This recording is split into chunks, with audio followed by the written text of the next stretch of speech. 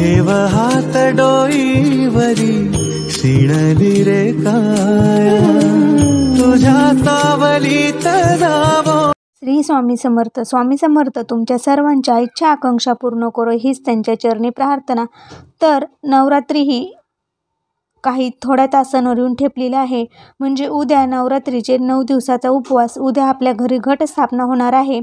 तर आपण उपवास नाही केला तरी चालेल, पण आपल्याला घरी घेऊन यायची आहे ही एक वस्तू। ती आणल्याने घरात सुख शांती ऐश्वर्य नांदेल, धनप्राप्ती होईल। त्यासाठी नक्कीच आपल्याला ही वस्तू आणायची आहे। तर उद्या घटस्थापना आहे, आपल्या घरी घटस्थापनेची तयारीला सुरुवात झालेली असेल तर आपण घटस्थापना करणार आहोत।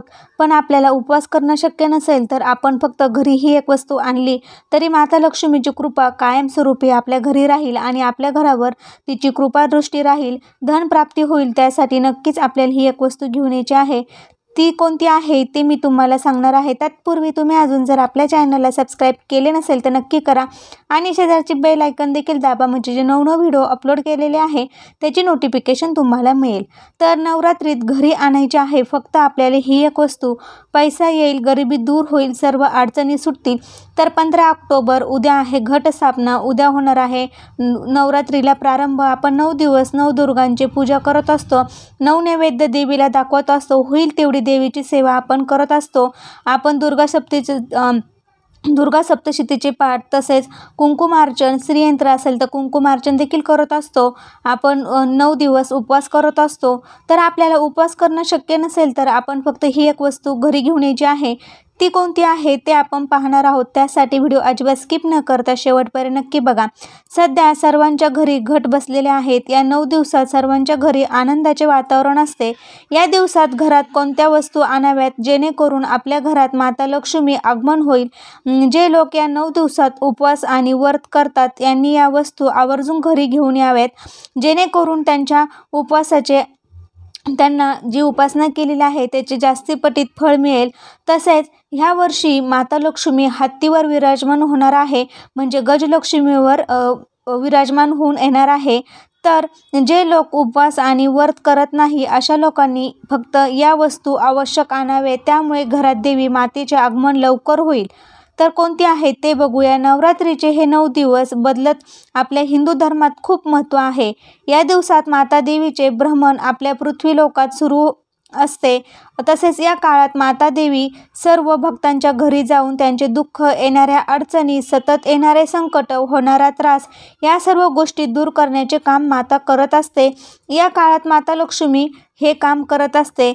आपण ज्या वस्तू पाहणार आहोत त्यापैकी एक वस्तू जी भक्तांनी घरी आणली तर ती वस्तू कडे देवी माता आकर्षित होते।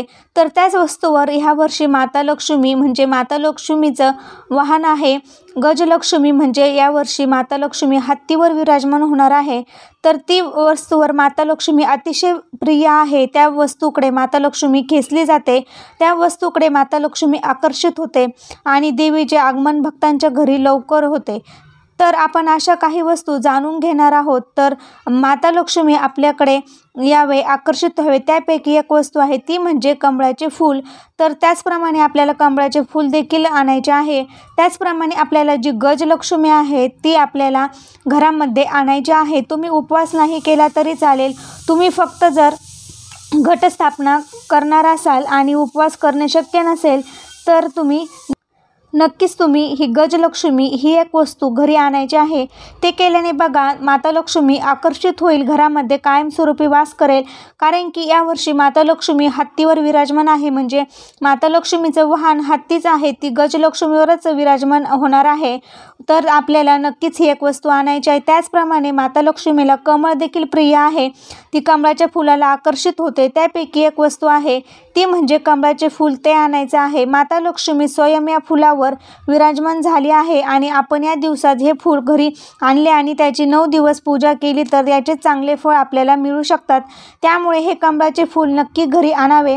त्याचबरोबर नवरात्र काळात सौभाग्याचा अलंकार जे भक्त घरी घेऊन येतात आणि अशी महिला देवी मातेच्या आशीर्वादामुळे सदा सौभाग्य राहते. नवरात्रात सौभाग्य अलंकार देवघरात स्थापित करणे म्हणजे साक्षात सौभाग्याचे घरात स्थापना करणे होय. अशा या घरामध्ये उत्तर प्रगती होत जाते. म्हणूनच देवघरात सौभाग्य अलंकार स्थापित करणे खूप चांगले आहे.